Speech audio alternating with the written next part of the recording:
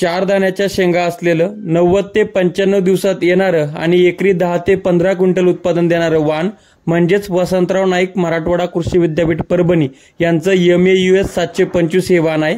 या वाणाची लागवड मी मागच्या वर्षी केलेली होती, त्यापासून बियाणं निर्माण केलं। यावर्षी आपण ते बियाणं पेरतो आहोत, तर त्याची बीज प्रक्रिया आपण जाणून घेणार आहोत। त्याचा प्रॅक्टिकल डेमो मी तुम्हाला दाखवतोय। चला सुरुवात करूया।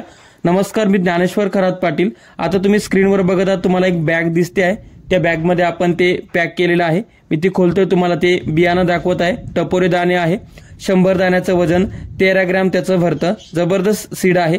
त्यानंतर आपण बीज प्रक्रिया करत असताना 2 बुरशीनाशक आणि 1 कीटकनाशक असलेल्या औषधाचा त्या ठिकाणी वापर करतो आहे। तर त्याच्यामध्ये सिडॅक्सन आणि ॲझोस्ट्रॉबिन हे 2 बुरशीनाशक आहेत आणि थायोमिथॅक्झम हे कीटकनाशक असं कॉम्बिनेशन असलेलं हे सिंजेंटा कंपनीचं व्हायब्रन्स आहे। त्याची आपण बीज प्रक्रिया करतो आहोत आणि याचा डोस जो आहे बीज प्रक्रिया करत असताना हा 1 किलोला 1 मिली आपण वापरू शकतो। अर्धा मिली पण वापरलं तर हरकत नाही।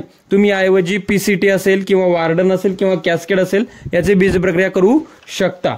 मी व्हायब्रन्सची करतोय, ठीक आहे। आता तुम्हाला खताची बॅग दिसते, तिला तुम्ही फोल्ड करून घ्यायचंय, त्यामध्ये बियाणं टाकायचंय।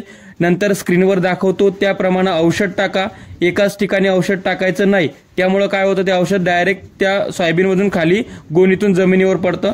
मी जसं टाकतोय त्या पद्धतीनं वेगवेगळ्या ठिकाणी असं पसरतं औषध त्याच्यामध्ये टाकायचं आहे। नंतर अशा पद्धतीनं बॅग हलवा, बियाण्याला संपूर्ण औषध समांतर चिटकेपर्यंत म्हणजे बॅग वर खाली करत राहा, जेणेकरून बियाण्याला समांतर त्या ठिकाणी औषध लागेल। अशा प्रकारे वसंतराव नाईक मराठवाडा कृषी विद्यापीठ परभणी यांचं MAUS 725 या वाणाची बीज प्रक्रिया पूर्ण झालेली आहे।